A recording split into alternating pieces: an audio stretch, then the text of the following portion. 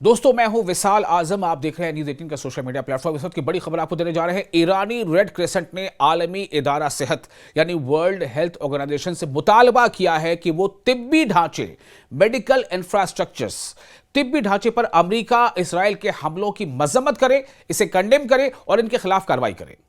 चूंकि एक दो नहीं, कई अस्पतालों को निशाना बनाया है अमेरिका और इसराइल ने अपने हमले में ईरान में।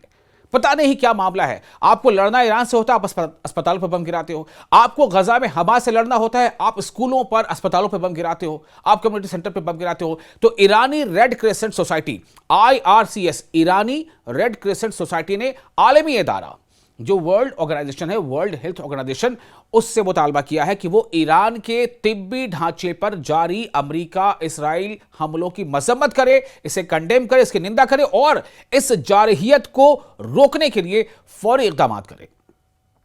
आलमी इदारा सेहत के डायरेक्टर जनरल टेड्रोस अधानोम गैब्रियस को लिखे गए एक खत में जो रेड क्रॉस सोसाइटी है ईरान की, उसके सरबराह पीर हुसैन कोलेवंद ने ईरान के तिब्बी ढांचे पर अमेरिका और इसराइल के मुसलसल हमलों पर शदीद तशवीश का इजहार करते हुए इनके सख्त मजम्मत की है।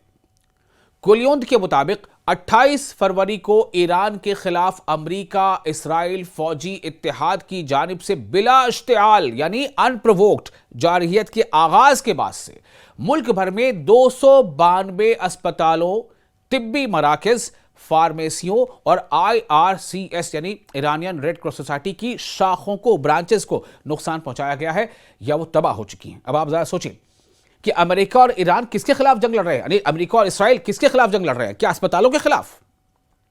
क्या अमेरिका और इसराइल फार्मेसीज के खिलाफ जंग लड़ रहे हैं, क्लिनिक्स के खिलाफ जंग लड़ रहे हैं, अस्पतालों के खिलाफ जंग लड़ रहे हैं? अस्पतालों को निशाना बनाने का पीछे मकसद क्या हो सकता है? अब जरा सोचें।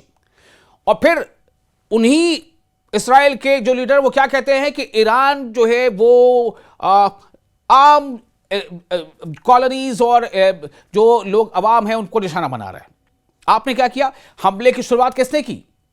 मैं नहीं जवाब दूंगा, आपको पता होना चाहिए कि इस जंग में हमले की शुरुआत किसने की थी।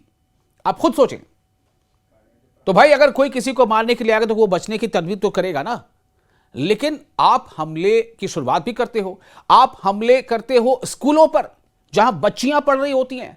170 के करीब बच्चियों की हलाकतें हो जाती हैं, छोटी बच्चियों की, 12 साल, 10 साल, 8 साल, 4 साल, 3 साल, 2 साल, ऐसे बच्चों की हलाकतें होती हैं। जो अभी डेटा सामने आया है, ईरानियन रेड क्रॉस सोसाइटी ने जो कहा है, उसने क्या कहा कि 28 फरवरी से जो अमेरिका और इसराइल हमले कर रहे हैं ईरान पर, उन हमलों में 292 अस्पतालों, तिब्बी मराकज यानी मेडिकल सेंटर्स, फार्मेसियों और IRCS यानी ईरान रेड क्रॉस सोसाइटी की शाखों को नुकसान पहुंचाया गया है, उसको टारगेट किया गया है।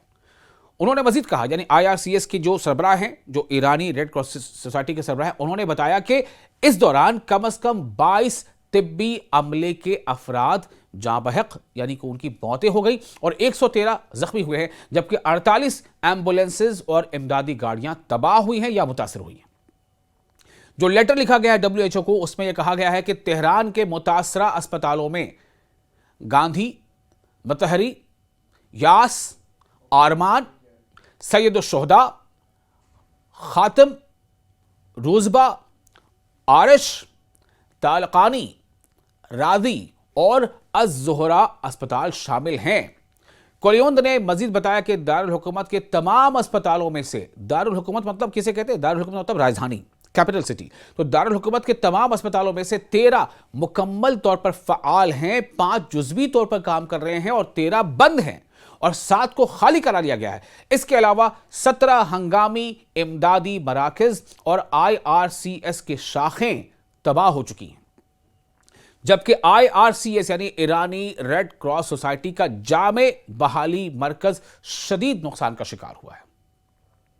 तो IRCS के सरबराह यानी उसके जो लीडर हैं, उसके जो चेयरपर्सन हैं, उन्होंने मजीद जोर दिया है कि ये हमले बैनुल-अक़वामी इंसानी कानून की खुली खिलाफ वर्जी हैं, खुली खिलाफ वर्जी हैं, घोर ये उल्लंघन है अंतर्राष्ट्रीय कानून का, और जिनमें 4 जेनेवा कन्वेंशंस और इजाफी प्रोटोकॉल शामिल हैं और आलमी इदारा सेहत यानी वर्ल्ड हेल्थ ऑर्गेनाइजेशन से मुतालबा किया गया है कि वो इन हमलों की मजम्मत करे, इसे कंडेम करे और इन झड़पों की आजादाना तहकीकात शुरू करे कि क्या सच्चाई है इसकी।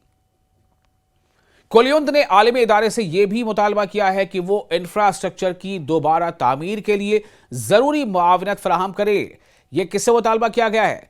कोलियोंद जो ईरानी रेड क्रॉस सोसाइटी के सरबराह हैं, जो उसके उन्होंने आलमी इदारे से यानी वर्ल्ड हेल्थ ऑर्गेनाइजेशन से यह मुतालबा किया है कि एक तो यह कि आप इसे कंडेम करें और साथ ही साथ ये जो इंफ्रास्ट्रक्चर की जो तबाही हुई है इसे दोबारा तामीर के लिए जरूरी मुआवनत फराहम करें, मदद करें और तिब्बी अमले की जानों के तहफ़्फ़ुज़ को यकीनी बनाएं।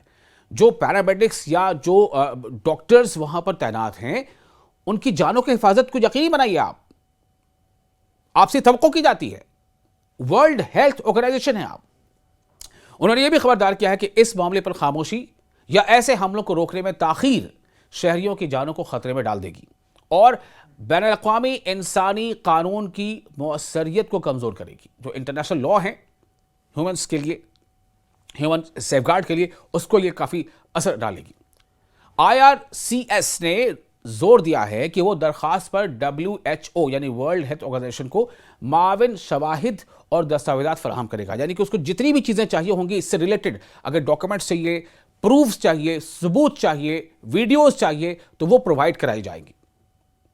आपको बता दें कि इस्लामी जमहूरिया ईरान की मेडिकल काउंसिल यानी IRIMC ने ईरान के अस्पतालों और निगहदाश्त मराकज़ पर जो निगरानी के मरकज़ हैं उन पर हमलों के बायस अमरीका और इसराइल को आलमी इदारे सेहत यानी वर्ल्ड हेल्थ ऑर्गेनाइजेशन और दीगर बड़ी बैनुल-अक़वामी सेहत तंजीमों से खारिज करने का मुतालबा किया है।